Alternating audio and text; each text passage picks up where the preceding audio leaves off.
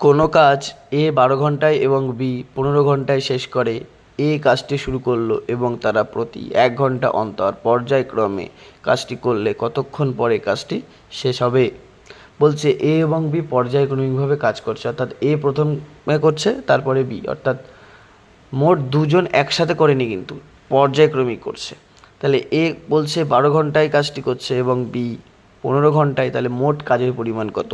60 যেহেতু লসাগু 60। তাহলে মোট প্রত্যেক ঘন্টায় কাজের পরিমাণ কত? 5 × 12 = 60, 4 × 15 = 60। তাহলে 5 + 4 = 9, অর্থাৎ 2 ঘন্টায় ওরা 9 কাজ করেছে, অর্থাৎ 9 কাজ করেছে 2 ঘন্টায়। তাহলে দেখো 9 কাজ করে 2 ঘন্টায়, তাহলে 1 কাজ করে 2/9 ঘন্টায়। তাহলে মোট কাজের পরিমাণ 60, তাহলে 60 কাজ করতে মোট সময় লাগে 3 × 9, 3 × 60, 40/3 ঘন্টা।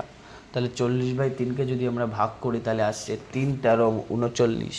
তাহলে আর 1 কাজ বাকি আছে, যেহেতু বলছে এ এবং বি পর্যায়ক্রমিকভাবে কাজ করছে। এ প্রথমে শুরু করেছে, তারপরে বি করছে। তাহলে বি এর কাজের পরিমাণ কত? মোট করতে পারে সে 4, কিন্তু কাজ বাকি আছে 1। তাহলে 4-এর মধ্যে 1 কাজ করলে সব হয়ে যাচ্ছে করা, কিন্তু আমাকে গুণ 60 করতে হবে। যদি বলো কেন, এটা ঘন্টায় আছে, কিন্তু উত্তরটা আমাকে মিনিটে চেয়েছে। তাই উত্তর আসছে আমাদের কত? কাটাকাটি করে 13 ঘন্টা 15 মিনিট। যদি বুঝতে কোনো অসুবিধা হয় তাহলে কমেন্ট বক্সে জানাও। ধন্যবাদ। তার পরবর্তী অঙ্কটি, এ এবং বি একটি কাজ যথাক্রমে 18 ও 12 দিনে করতে পারে। তারা একত্রে কাজ শুরু করে, কিন্তু কাজ শেষ হওয়ার 3 দিন আগে বি চলে যায়। কাজটি মোট কত দিনে শেষ হবে? দেখো বলছে কাজটি শেষ হওয়ার আগে বি 3 দিন আগে চলে যাচ্ছে, অর্থাৎ আমরা যদি মনে করি যে বিকে আমরা কাজ ছেড়ে যেতে দেব না, তাহলে অঙ্কটা খুব সহজভাবে মনে হচ্ছে না? তাহলে দেখো বলছে এ এবং বি, অর্থাৎ এ 18 দিন করছে আর বি 12 দিনে করছে। তাহলে 18 এবং 12 এর লসাগু করলে মোট আসে 36।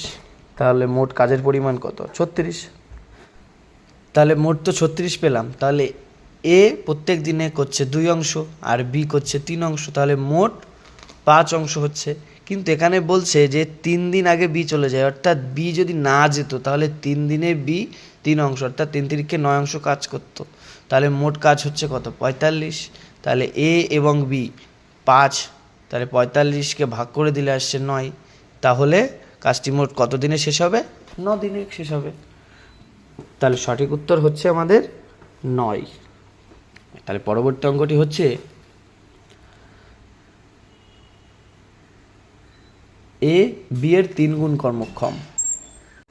এ ও বি একত্রে যে কাজ 3 দিনে করে, সেই কাজ এ একা কত দিনে করতে পারবে? বলেছে এ বি এর 3 গুণ কর্মক্ষম। তাহলে এ ইস টু বি, তাহলে এ কে আমরা কত ধরবো আর বি কে কত ধরবো? তাহলে বিকে যদি আমরা 1 ধরি আর একে যদি 3 ধরি, তাহলেই তো হচ্ছে এ বি এর 3 গুণ কর্মক্ষম। তাহলে বলছে যে এ ও বি একত্রে কোনো কাজ 3 দিন করছে, অর্থাৎ এ হচ্ছে 3, বি হচ্ছে 1, 4। তাহলে 4 3 দিনে, তাহলে অর্থাৎ 12 কাজ করছে। তাহলে মোট কাজ আমরা কত পেয়ে গেলাম? 12। আর বলেছে মোট কাজ করতে এ একা কত দিনে করবে। তাহলে 12কে যদি আমরা এর এফিসিয়েন্সি কত 3 দিয়ে ভাগ করে দিই, তাহলে 4 আসছে। তাহলে এ কত দিনে করবে? 4 দিনে। তাহলে সঠিক উত্তর আমাদের কত হলো? 4। পরবর্তী অঙ্কটি হচ্ছে, এ একটি কাজ 10 দিনে, বি ওই কাজটি 20 দিনে করতে পারে। তারা 5 দিন একত্রে কাজ করার পর কাজটি কত অংশ বাকি থাকবে? দেখো বলছে এ একটি কাজ 10 দিনে করছে, বি 20 দিনে করছে। তারা 5 দিন একত্রে কাজটি করেছে। তাহলে এ কত? 10 আর বি কত? 20। তাহলে মোট লসাগু করলে মোট সমস্ত কাজের পরিমাণটা পেয়ে যাব, সেটা হচ্ছে 20। তাহলে 10 দুগুণে 20, 20 20। বলেছে তারা একত্রে 5 দিন করেছে, অর্থাৎ 2 আর 1 3, অর্থাৎ এই 3 কাজ তারা 5 দিন ধরে করেছে, অর্থাৎ 3 5 15 কাজ তারা করেছে। কিন্তু এখানে কি বলেছে? যে মোট কাজের পরিমাণ হচ্ছে 20, আর বলেছে তাহলে বাকি কত অংশ কাজ বাকি থাকবে।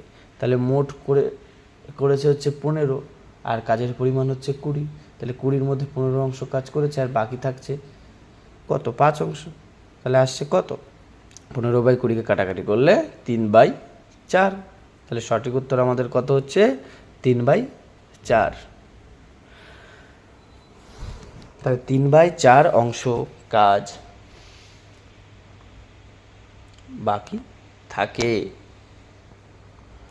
পরবর্তী অঙ্কটি হচ্ছে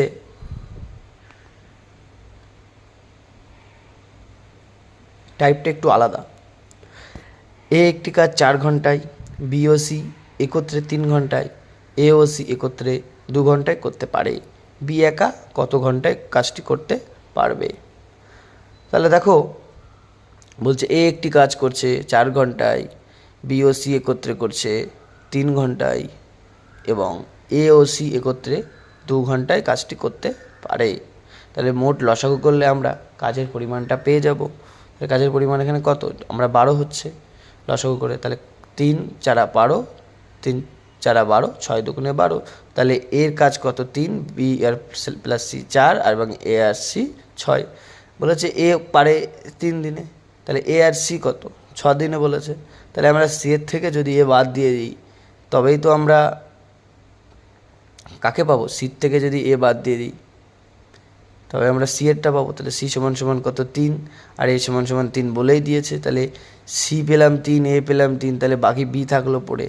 তাহলে বি এর মান কত হচ্ছে? 1। যদি বলো কীভাবে সেটা দেখো, আমার এই বলেছে বি প্লাস সি 4 আর আমরা সি এর মান তো জানি 3, তাহলে বি এর মান তো একই হয় না।